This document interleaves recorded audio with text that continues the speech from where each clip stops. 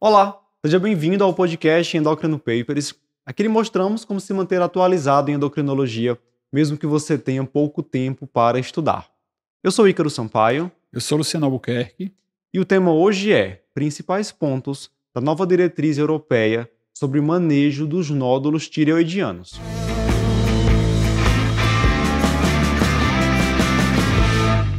Luciano, no mês de agosto, saiu o guideline europeu da Associação Europeia de Tireoide sobre nódulo de tireoide. Esse guideline é bem didático, assim, ele traz toda aquela abordagem do nódulo, desde o exame físico até a conduta baseada nas citologias, Uhum. fala um pouco sobre indicações cirúrgicas, sobre indicação também de procedimentos minimamente invasivos, que é algo que o pessoal tem perguntado bastante atualmente, Hum. e a gente vai trazer aqui os principais pontos dessa diretriz nesse podcast. Ótimo. Vamos começar pela avaliação inicial. De acordo com o guideline europeu de nódulo tireoidiano, como fazer a avaliação inicial desses pacientes?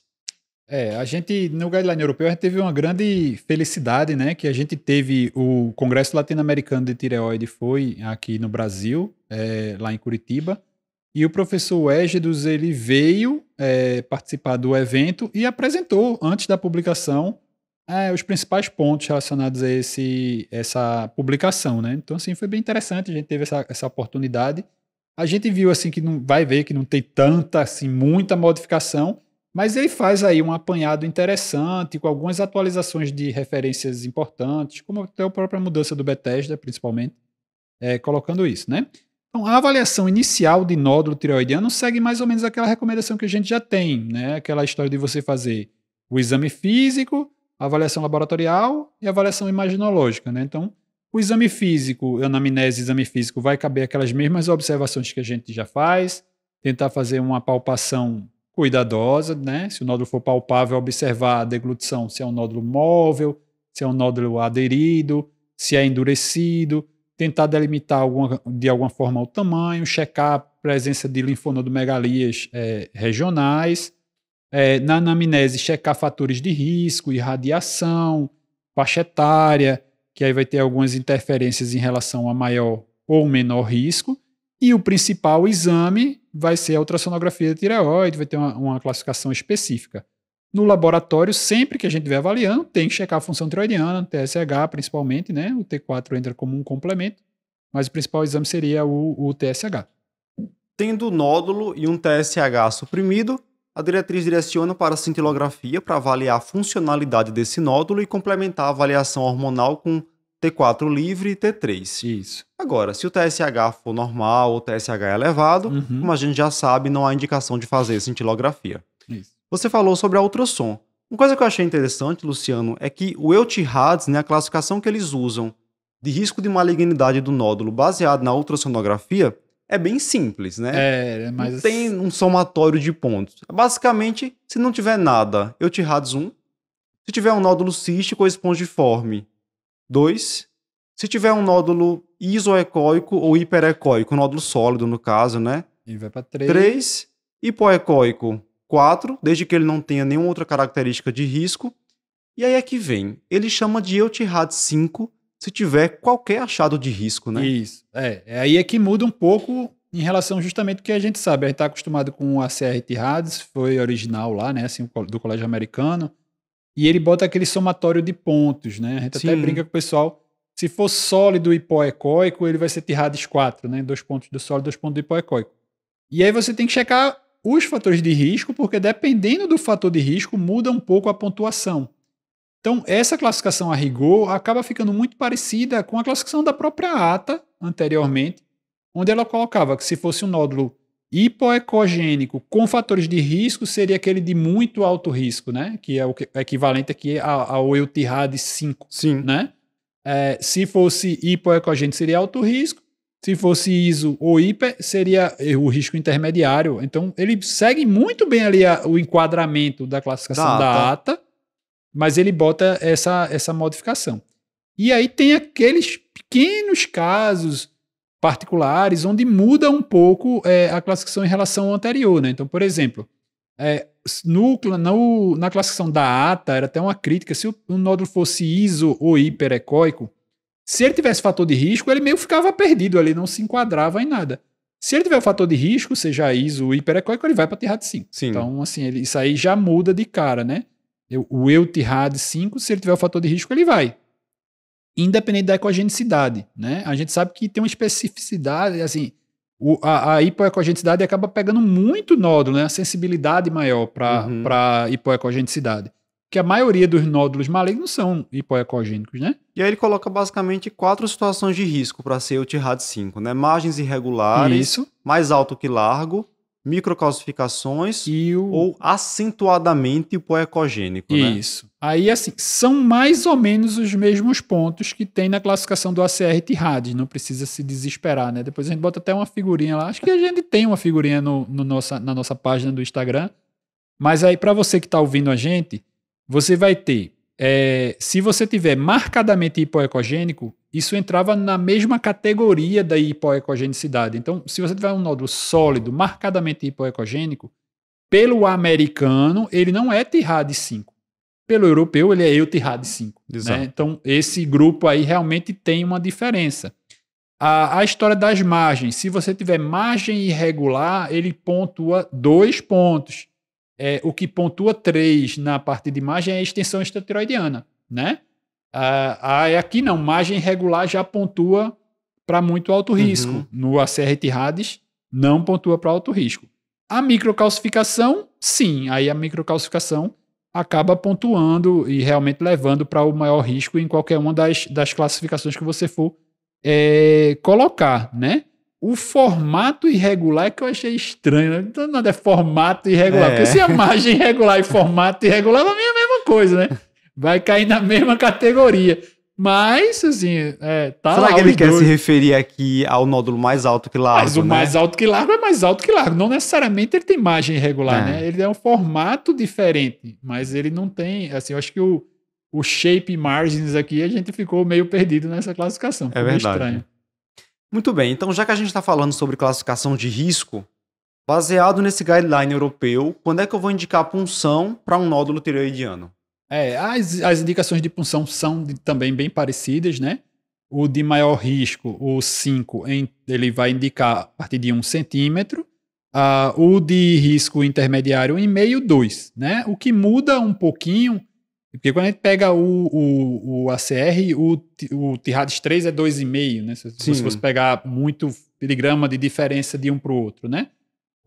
Mas seria 1, 1,5, 2,5 no americano, e aqui é 1, 1,5, 2. Ou seja, o maior risco a partir de 1 centímetro indica PAF, o risco alto, mas não maior, né? O caso o EUTIRADs 4 indica a partir de 1,5 e o EUTIRADs 3 indica a partir de 2.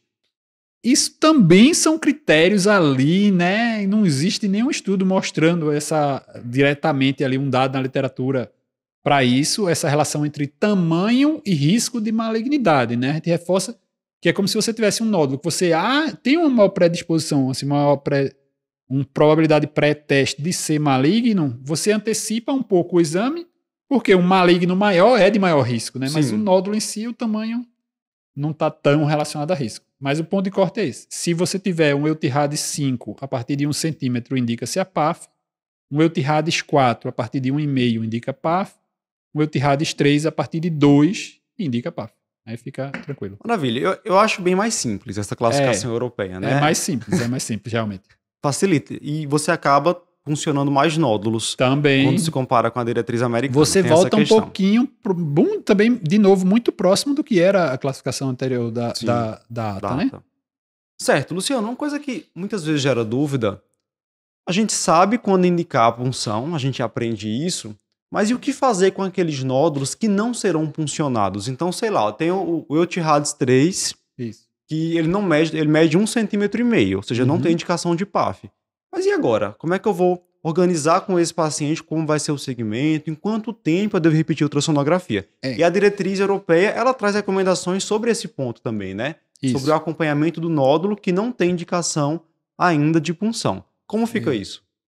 O 3 ele pede para você até espaçar a reavaliação, né? Você poderia esperar ali de 2 a 5 anos, 3 a 5 anos, né? Então você puxar realmente para um ponto mais distante em relação à reavaliação, contando aquela ideia de que se ele tem uma característica ultrassonográfica de baixo risco, ele pode ser reavaliado mais tardiamente, né? A gente vai cair na história de especialista. E aqui cabe, já que a gente pode... É um bate-papo que a gente está tendo aqui, né? Sim. Então, vamos lá. Se a gente pegar nódulos, carcinoma papilífero, a gente tem essa relação de ecogenicidade muito mais bem estabelecida do que carcinoma folicular e principalmente medular. Então, assim, se você tiver um paciente que tenha um carcinoma folicular, ele tem uma possibilidade de passar batido pela hipoecogenicidade, né? Então, se você pegar um nódulo isoecóico, aí você vai dizer, tudo bem, nódulo isoecóico 1,5 centímetro. Não, daqui a 3 anos tu volta aqui. Assim, a chance, né? Pelo menos uma primeira reavaliação, acho que vale a pena ser feita ali com um prazo de 6 a 12 meses. Caso essa primeira reavaliação persista a mesma característica, aí você espaça para os 3 anos. Eu acho que é mais razoável do que você já de cara dizer, fiz uma vez, vou fazer daqi 3 anos. Acho que fica mais fácil, né? Esse é o Euthyroides 3, né? Que é o exemplo que eu dei. Isso. Voltando um pouquinho para o 2, que é o cístico, o espongiforme, aí você fica tranquilo de só reavaliar realmente com 3 a 5 anos, né? Ou se você tiver alguma mudança, né? Porque aí o único quadro mais chamativo é uma lesão cística que possa ter algum crescimento e tal. E aí o paciente normalmente vem com a queixa, né? Assim, se ele achar que está crescendo demasiadamente o volume do cisto, que a gente sabe que tem em alguns casos, o paciente vai procurar atendimento antes disso, né? Boa. Então, vamos lá. Euthyroides 2 que eu não puncionei. Não tem indicação de punção, né? 3 a 5 anos. O Euthyroides 3, ele coloca na diretriz 3 a 5 anos, mas pelo bom senso, eu acho que a primeira avaliação pode ser mais cedo. Acho que pode valer a pena. Euthyroides 4, que seja menor que 1,5 centímetro. Não vou puncionar. Seria com quanto tempo a reavaliação? Aí, de novo, vai cair uma certa polêmica. Eu acho que essa primeira reavaliação vai cair nesse primeiro ano, nesses primeiros 12 meses. O 5, ele tem até uma particularidade, que é a história de você não só reavaliar, mas até se você funcionar de benigno, tem que repetir, né? Você tem que ficar mais em cima dele ainda, né? O 5 tem que ter um pouquinho mais de cuidado. A diretriz fala isso, né? Euthyroides 5, se a PAF for benigna, repetir PAF. Isso, já vai mexer de novo. E se você não funcionou, reavaliar com 6 a 12 meses, 6 a 12 né? meses. Assim, sendo didático, ajudando o pessoal a decorar, né? Se for o 5... pode ser de 6 a 12 meses, é o mais grave. O 4, 12 meses. O 3 vai para os 3 anos, né? 3 a 5 anos, né? O 3, o 2, aí vai. Né? O 1 nem fala, né? Beleza. Então já fica a dica aí para o nódulo que você não indicou punção. Isso. Agora vamos voltar para a punção. Tá lá, aquele nódulo um tamanho maior, ou um Euthyroides mais alto, acabei indicando o PAF. Qual conduta eu vou tomar baseado em cada citologia de acordo com essa diretriz europeia, Luciano? Eu vou falando para você, vamos lá. Então, fiz a punção, veio o Bethesda 1, insatisfatório. O que a diretriz fala? Repetir a punção, né? Certo. Insatisfatório é quando o material não veio o suficiente para nenhum tipo de análise, né? Nem para fechar o diagnóstico, né? Ele não dá para definir o diagnóstico. Aí você deve repetir essa punção. Repetir a punção. E aí acho que achei esse ponto interessante da diretriz. Vem de novo insatisfatório. A diretriz fala alguma coisa diferente que pode ser feita? Aí assim, porque a gente tem essa história e isso na prática acontece, né? Paciente que faz biópsias repetidas e vem repetidamente insatisfatório. Dica prática, obviamente, né? Ache um serviço que você confia, porque se você faz uma biópsia e dá insatisfatório, tem a questão examinador dependente, né? Profissional dependente. A gente tem a possibilidade de fazer uma biópsia guiada por ultrassonografia, que geralmente tem um material mais adequado, e com patologista em sala para esses casos, né? Então você poderia fazer com o patologista dá uma checada. No caso da recomendação de guideline, de novo, é populacional, é um custo elevado, ninguém vai colocar isso num guideline de jeito nenhum, tá? Então lá ele coloca a possibilidade de você fazer core biopsy, né? De você pegar uma amostra, em vez de ser uma amostra citológica, onde você vai ter só aquela amostrinha que está dentro da agulha e do bisel da agulha, né? Aquela amostra muito pouquinha, você fazer com agulha grossa, com agulha de core, tirar um naco ali da tireoide, e aí você tem uma quantidade de material maior que pode ali lhe ajudar a definir quase que histologicamente, não citologicamente, qual é o diagnóstico do seu paciente, né? Então, a core pode calhar nesses pacientes com punção Bethesda 1. De novo, cabe uma avaliação do risco pré-punção.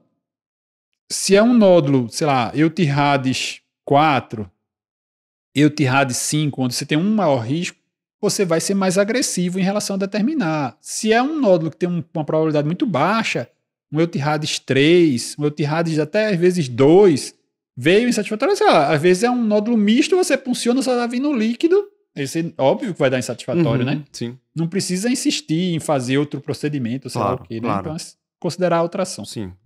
Sempre avaliar esse risco pré-punção, né? Isso.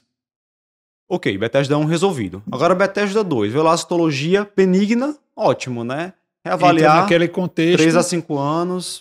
Tem as exceções, né? Assim, a conduta do Euthyroides, ela bate bem com a revisão do Bethesda, né? O Bethesda foi revisado ano passado, esse ano já saiu, né? A revisão do Bethesda. A reunião foi ano passado, esse ano saiu a publicação realmente.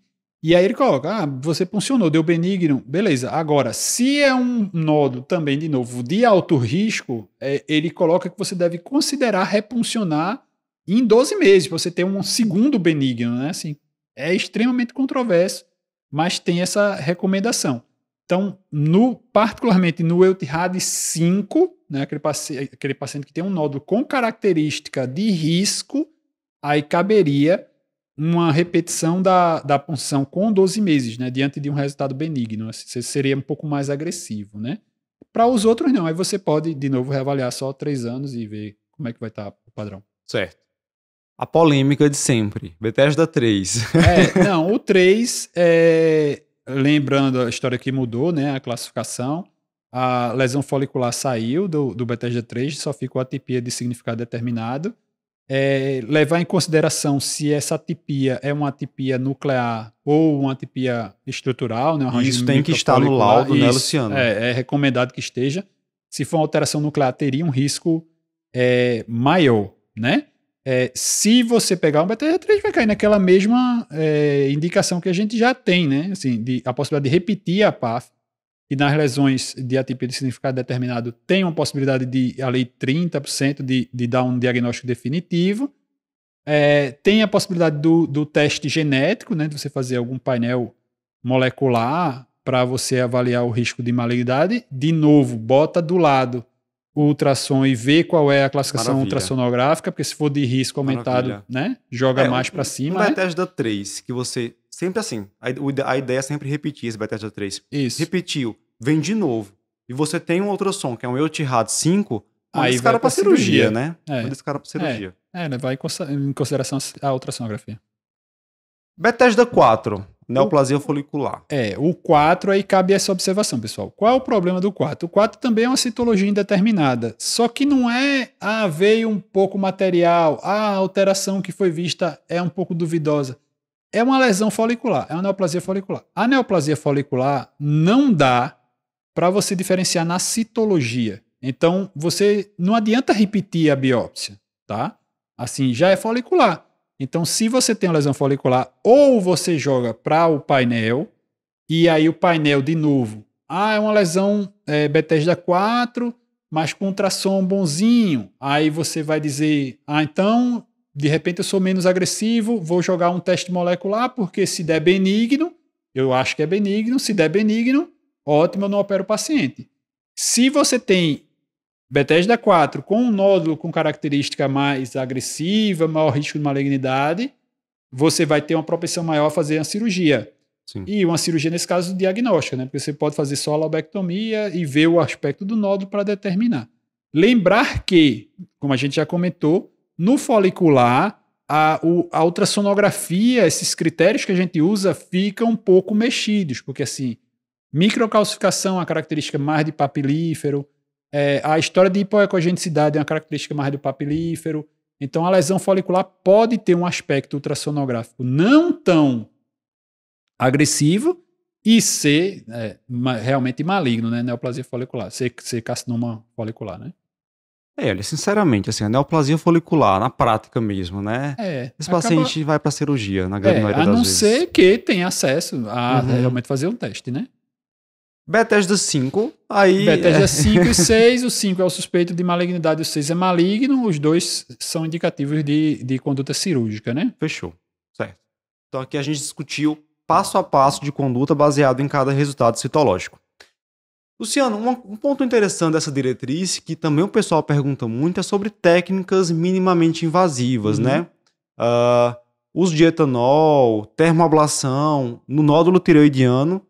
Quando é que eu indicaria esse procedimento não cirúrgico? Seria só para o paciente de alto risco cirúrgico? Ou eu posso pensar, mesmo num paciente jovem? Assim, vai ter aquelas situações particulares, né? Assim, você, principalmente para um caso onde você acha que, primeiro, a primeira controvérsia é você indicar isso num nódulo não benigno, né? Geralmente essas condutas são indicadas no nódulo benigno. Sim, O nódulo guideline benigno. se detém aos nódulos benignos, ele não fala de usar nenhuma técnica não cirúrgica para nódulo maligno, ele só fala para nódulo benigno. A gente tem nos congressos visto essa discussão em relação a nódulos malignos, sei lá, microcarcinoma, você tentar fazer alguma coisa em relação à ablação, né? O etanol tem aqueles pacientes com nódulos císticos, você pode tentar fazer alguma coisa para tentar fechar o cisto, porque quando você punciona ele vai ter uma taxa de recidiva muito alta. Isso pode ser feito, né? A taxa de eficácia disso não é elevadíssima, né? Mas é uma opção não cirúrgica, um nódulo benigno com característica cística. A radiofrequência, sim, a radiofrequência tem alguns dados para usar em nódulos sólidos, com redução bem importante em relação a tamanho, paciente que não quer operar, né? Sim. Então, assim, pode ser usado. Acho que o limitante ainda hoje é um custo, né? Ainda é um procedimento com custo relativamente elevado, a gente espera uma popularização maior que possa ser utilizado. Mas hoje, as técnicas não invasivas é você saber que existe uma alternativa, você fez uma punção, seu nódulo é benigno. Mas seu nódulo é grande, é visível, incomoda, você não necessariamente precisa operar, né? Embora a cirurgia seja relativamente tranquila, você pode lançar mão de técnicas não invasivas para tentar diminuir o volume do nódulo. Maravilha. E para fechar, nós temos as indicações de cirurgia para o nódulo tireoidiano, segundo o guideline europeu. Sendo mais tradicional agora, né? Então, obviamente, vai se indicar cirurgia para o paciente que tem um nódulo maligno. Em alguns casos também de citologia indeterminada, um Bethesda 4 ou Bethesda persistente 3. Ele fala em considerar a cirurgia para um nódulo maior que 4 centímetros, mesmo que tenha uma punção benigna, por causa daquela história, né? Um nódulo muito grande, talvez a PAF não seja totalmente confiável, pode pegar uma área que não foi exatamente a área de malignidade. Então, considerar esse nódulo maior que 4 centímetros, considerar também no nódulo que tem extensão retroexternal, algum componente mergulhante. Seriam as indicações clássicas de cirurgia para um nódulo tireoidiano, benigno ou maligno. Fechou? Fechamos. Então, essa foi a diretriz europeia sobre nódulos de tireoide. Você sabe, se tem guideline novo, com certeza vai ter podcast em Endocrino Papers. Compartilhe aí com seus colegas que também acompanham pacientes com nódulos de tireoide. Até a próxima. Até mais, pessoal.